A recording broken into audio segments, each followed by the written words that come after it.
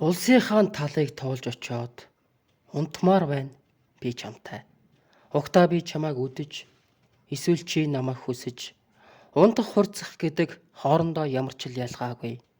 Хоёр махан буй хамаг хүчээрээ түлхэлцэн эвцэлдэж хөлс үржил шимээс нь цэцэг дэлгэрхийн нэрэг босов.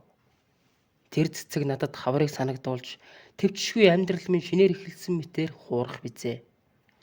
Туулах замын хүзүү хятадын нутагт харин галтуул дэлбэрч гол мөрөн ширгэж байна юм.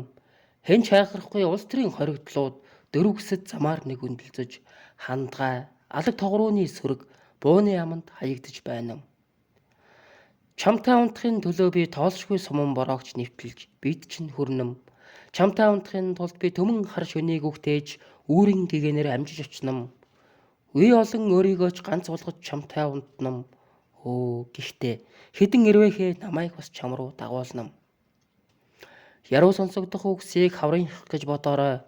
Яг энэ суурин шиг газруудыг нутгаан гис санаарай. Чамтай унтахын төлөө улсынхаа талаас жилүүг туулах чин үнэн шалтгаан минь тэд байхаас зайлахгүй. Хэн дэн